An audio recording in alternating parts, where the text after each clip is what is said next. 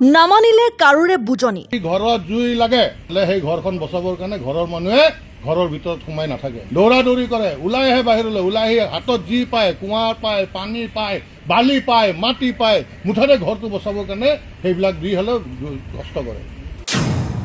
কথা দি কথা ৰাখিলে জয়ন্তই। মোক নালাগে টিকেট, মোক নালাগে টিকেট, দিয়ক জালুকবাৰীৰ পৰা প্ৰদ্যুৎ বৰদলৈক, দিয়ক চিফ মিনিষ্টাৰ পদ এৰি দিয়ক, দম আছে যদি আজি তেওঁ ঘোষণা কৰক। মই প্ৰত্যাহ্বান জনাইছো, হিমন্ত বিশ্ব শৰ্মা যদি দম আছে জালুকবাৰীৰ মুখ্যমন্ত্ৰী পদ দে। জয়ন্তই এৰিলে বিজেপি। বিজেপিৰ ৰাজ্যিক সভাপতি দিলীপ শইকীয়ালৈ পদত্যাগ পত্ৰ প্ৰেৰণ। দিছপুৰ সমষ্টিত নিৰ্দলীয় প্ৰাৰ্থী হিচাপে নিৰ্বাচন খেলিব জ্যেষ্ঠ বিজেপি নেতা জয়ন্ত দাসে। আজি সেই বিজেপিও নাই, আজি সেইকাৰণে স্পষ্টভাৱে আমি দল খুলিম আৰু এই প্ৰত্যাহ্বান হিমন্ত বিশ্ব শৰ্মা ডাঙৰীয়া স্পষ্টভাৱে শুনক, 2006 চনত আপোনাৰ বিৰুদ্ধে আপোনাৰ জাগাত গৈ 6000 ভোট পাইছিলোঁ। দিছপুৰত প্ৰদ্যুৎ বৰদলৈক প্ৰত্যাহ্বান দিব জয়ন্ত দাসে। নামানিলে কাৰোৰে বুজনি, কথা দি কথা ৰাখিলে জয়ন্ত দাসে। বিজেপি এৰি নিৰ্দলীয় ৰূপে ৰণত নামিব। দিছপুৰৰ ৰাজনৈতিক পৰিসৰত নতুনকৈ তীব্ৰ আলোড়নৰ সৃষ্টি কৰিছে জ্যেষ্ঠ বিজেপি নেতা জয়ন্ত কুমাৰ দাসে।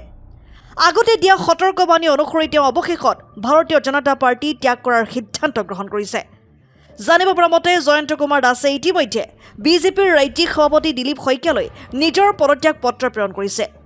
দীৰ্ঘদিন ধৰি দলৰ ভিতৰত চলি থকা অসন্তোষ, উপেক্ষা আৰু নীতি আদৰ্শৰ পৰা বিচ্যুতিৰ অভিযোগ উত্থাপন কৰি তেওঁ এই সিদ্ধান্ত লোৱা বুলি জানিব পৰা গৈছে। ইয়াৰ উপৰি তেওঁ বিস্ফোৰক অভিযোগ উত্থাপন কৰি কয় যে দিছপুৰ সমষ্টিত পুৰণা বিজেপি ধৰাশায়ী হ'ল আৰু দলটোৰ ভিতৰত বিদ্ৰোহৰ উকমুকনি চলি আছে। এই মন্তব্যই ৰাজনৈতিক মহলত যথেষ্ট চাঞ্চল্যৰ সৃষ্টি কৰিছে। আনহাতে আগন্তুক বিধানসভা নিৰ্বাচনত জয়ন্ত কুমাৰ দাসে দিছপুৰ সমষ্টিৰ পৰা নিৰ্দলীয় প্ৰাৰ্থী হিচাপে প্ৰতিদ্বন্দ্বিতা কৰাৰ সিদ্ধান্ত ঘোষণা কৰিছে।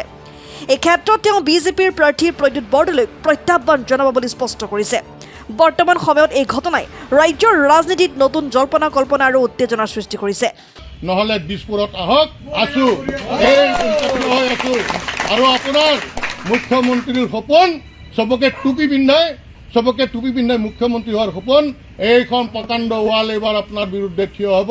সকলোকে একত্ৰিত কৰাৰ সময় কম হ'ব, কিন্তু আপোনাৰো এই 2 নম্বৰী টুপি পিন্ধি ৰাজনৈতিক অভিগণ্ডি পূৰণ হোৱাৰ বাবে আমি বিজেপি কৰা নাছিলোঁ, এই তেজ আমি পানী কৰা নাছিলোঁ। আপুনি আপোনাৰ ঘৰৰ পৰিবাৰে অজগৰৰ দৰে সকলো মাটি খোৱাৰ কাৰণে আমি চৰকাৰত আপোনালোকক অনা নাছিলোঁ, আমি আনিছিলোঁ জাতিৰ কাৰণে। আৰু জাতিৰ কাৰণে মাত মাতি আহিমে। প্ৰথম চৰ্ত হ'ব আমাৰ দলৰ স্পষ্টভাৱে, কোনো কংগ্ৰেছে কোনো মন্ত্ৰীসভাত ৰাখিবই নোৱাৰিব, তেতিয়াহে আমি সমৰ্থন কৰিম। বিজেপি হৈ মৰিম, যদিও পদত্যাগ কৰিম সেইটো আনুষ্ঠানিকতাহে, অন্তৰৰ পৰা বিজেপি পদত্যাগ নকৰোঁ। কোনো কংগ্ৰেছক আহিয়ে কোনো বিষয়ভাৱ দিব নোৱাৰিব। আমাৰ পুৰণি বিজেপিৰ কাৰ্যকৰ্তাৰ স্বাৰ্থত এই কামখিনি কৰিম। দলৰ কাৰণে, ৰাইজৰ কাৰণে আমি দল কৰি যাম। আৰু অটল বিহাৰী বাজপেয়ীদেৱৰ যি আদৰ্শ, অসম আৰু অসমীয়া আগত, আৰু অসম আৰু অসমীয়াৰ কাৰণে, প্ৰতিটো জাতি খিলঞ্জীয়া জাতি জনগোষ্ঠীৰ কাৰণে জাতীয়তাবাদৰ মূল ভেটি হিচাপে লৈ, জাতীয়তাবাদৰ মূল ভেটি হিচাপে ৰাষ্ট্ৰ নিৰ্মাণৰ কাম কৰিব এই দলটোৱে। আৰু এই দলটো নিৰ্মাণত যিমান দিন লাগক নালাগক, এই দল এটা অৱধাৰিত এটা লক্ষ্য হ'ব। আৰু কোনো কংগ্ৰেছীক এনেকুৱা ধৰণৰ অপসাৰণ কৰিব দিয়া নহ'ব, কাৰণ এওঁলোক কোন জাতৰ জানে? কিন্নৰৰ কাৰণে যদিও ৰিজাৰ্ভেশ্যন দিলেহেঁতেন, এওঁলোকে কিন্নৰ হৈ লৈ হ'লেও সেই ৰিজাৰ্ভেশ্যনত খেলা মানুহ, কিন্নৰ হৈ ৰিজাৰ্ভেশ্যনত খেলিলেহেঁতেন। এনেকুৱা নিকৃষ্ট মানুহ যোৱাকালিলৈ আমাৰ বিজেপিক গালি পাৰি আছে। যোৱা 30-35 বছৰ সেই কংগ্ৰেছে তেওঁলোকক কি দিয়া নাছিল, কি পদ দিয়া নাছিল। আজি সেইসকলে আজি আহি আমাৰ ইয়াত তেওঁলোকে আমাক দিব। আজি ৰাইজক কোন এইবাৰ দিছপুৰৰ পৰা আহিব, তাৰপিছত দিছপুৰৰ পৰা পলাব। দিছপুৰীয়া ৰাইজ এই আঁচনিত ভুল যোৱা নহয়। আৰু এটা কথা, হিমন্ত বিশ্ব শৰ্মা ডাঙৰীয়া, আপুনি পকেটৰ ধন আঁচনিক দিয়া নাই, লোন লৈ আঁচনি দিছে আৰু লোন লৈ কাম কৰি আছে।